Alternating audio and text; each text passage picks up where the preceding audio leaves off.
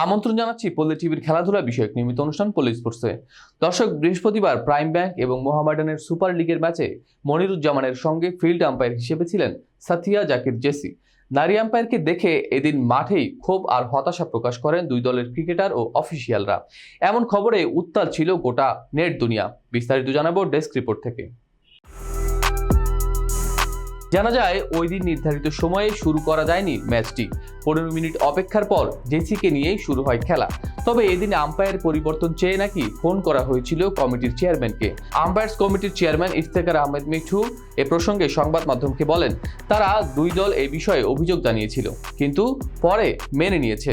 JC একজন আইসিসির official আন্তর্জাতিক আম্পায়ার। তাকে যেহেতু দায়িত্ব দেওয়া হয়েছে, অবশ্যই মূল্যায়ন করে দেয়া হয়েছে। আইসিসির প্যানেলভুক্ত আম্পায়ার সাথিয়া জাকির জেসি। ক্রিকেটের নিয়ন্ত্রণ সংস্থা অনুমোদন দিয়েছে তাকে, সেখানে ডিপিএল এর দুই দল যেন ভুলে বসেছে সব নিয়ম নীতি, তাই শাস্তির মুখে পড়তে পারে এই দুই দল। ম্যাচ অফিসিয়ালের রিপোর্টের পর সিদ্ধান্তের ভার সিসিডিএম এর। একই ম্যাচের অন্য ঘটনা মুশফিকুর রহিমের ক্যাচ আউট নিয়ে। আবু হায়দার রনি এই ক্যাচ নিয়ে সামাজিক মাধ্যমে প্রতিক্রিয়া জানিয়েছেন মুশফিক। একই ম্যাচের অন্য ঘটনা মুশফিকুর রহিমের ক্যাচ আউট।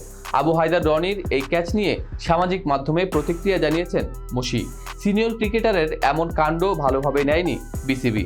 লিগে আম্পায়ারিং নিয়ে ভুল ও সীমাবদ্ধতার কথা স্বীকার করেছে বিসিবি। তবে বাই লজের সঙ্গে সাংঘর্ষিক হওয়ায় ভিডিও ফুটেজ দেখে সিদ্ধান্ত নেওয়া যায়নি।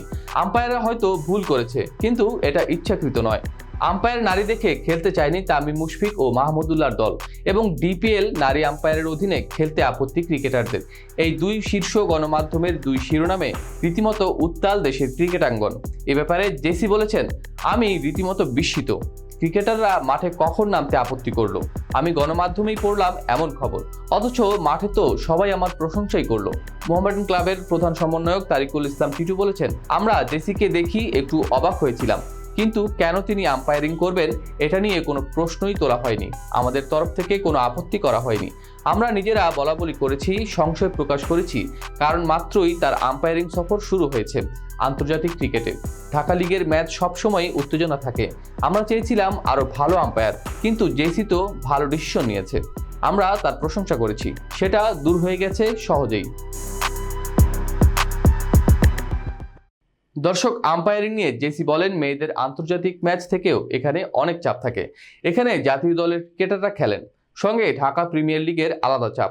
সবকিছু মিলিয়ে ভালোভাবে করে বের হয়ে আসতে পেরেছি, এটাই আমার কাছে অনেক বড় ব্যাপার। আজ এ পর্যন্তই। পরবর্তী পর্বে আবারও হাজির হওয়ার প্রত্যাশায় আজকের মতো বিদায় নিচ্ছি। আল্লাহ হাফেজ।